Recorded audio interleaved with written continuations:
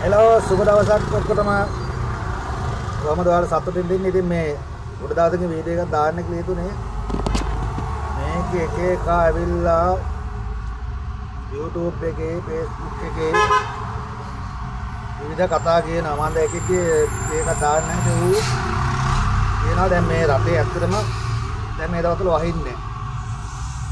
එක ජල විදුලි වල ඉපදවන්න අමාරු රටයක් තියෙනවා. ඊට පස්සේ ලෝක යුද්ධයක් යනවා, තෙල් මිල වැඩි වෙලා තියෙනවා, තෙල් ගේන්න විදියක් නැහැ. එතකොට මේක මේ රට කරන්න පුළුවන්ද ජනාධිපතිටයි ඇමතිවරුන් ටිකටයි මේ මන්ත්‍රීලට විතර. මේ රට ගෙනියන්න පුළුවන්ද කෝටි 2කට වැඩි ජනගහනයක්. එහෙම කරන්න පුළුවන් කියලා හිතන් ඉන්න ගොබ්බියෝ තමයි මේ කතා කියන්නේ. ඒව කරන්න බෑ. මේ රටේ හැම පුරවැසියෙක්ම මේ රට කරගෙන යන්න සහයෝග දෙන්න ඕන. මං ආගෙන කියන ඉදිරි අර පිළිමැස්සින් පාවිච්චි කරද්දී එහෙම තමයි කරන්න ඕන. රටක් මොකක් දෙයක් වේගන යනකොට ඒකට අපි සියලු දෙනා සහයෝග දෙන්න ඕන. ඒක කිව්වා කියලා අර Facebook එකේ අර රාජපක්ෂවල කඩේ යන ගොන් 70 දානවා එක එක පෝස්ට් 89 මෙහෙමයි ට්‍රාන්ස්ෆෝමර් එකේ ඒවා පහුගිය කාලේ ඒවා අතීතේ හාර ඉන්න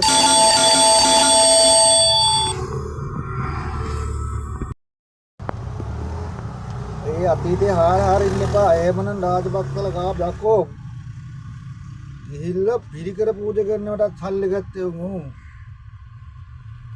තාවත් ඉතින් ඒ මිනිස්සු හොරකම් කරපුවා උන් හොරකම් කරේ හැබැයි පොතේ විදියට.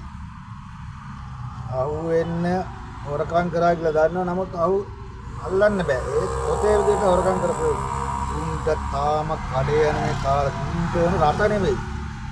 රටක් ගැන හිතන්නේ මුන්ටෝන කොහොමද අපි ආණ්ඩුව රටට එන උන් ප්‍රාර්ථනා කරන්නේ තෙල් මිල වැඩියන්, කරන්ට් එක කපපන්, වඩු මිල වැඩි වෙන මේ එදා වේල හම්බු කරන් කණේෝ.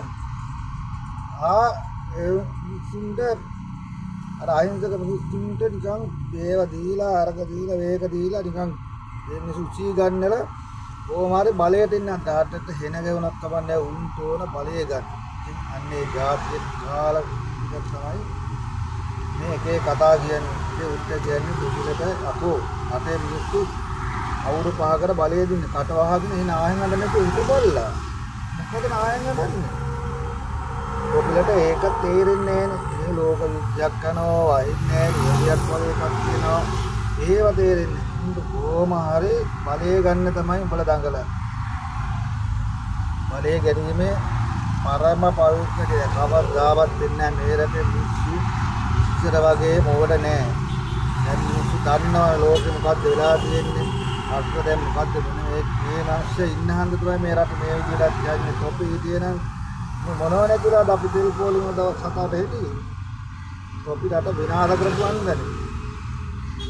එදින් කියන්න දෙන්න බලට වලට ඇවිල්ලා අමු දුෂ්ටියවා මේ රටක් ගැන හෙදනේ උන් නෙමෙයි එක එක කාට කඩේ ගිහිල්ලා උඹලගේ ප්‍රාර්ථනා ඇවිල්ලා තෙල් ටික නැති වෙයි. ඉදිරියට එක නැති වෙයි. ඊට වහින්න එපා. මේ රට හිගමනට වැටියා.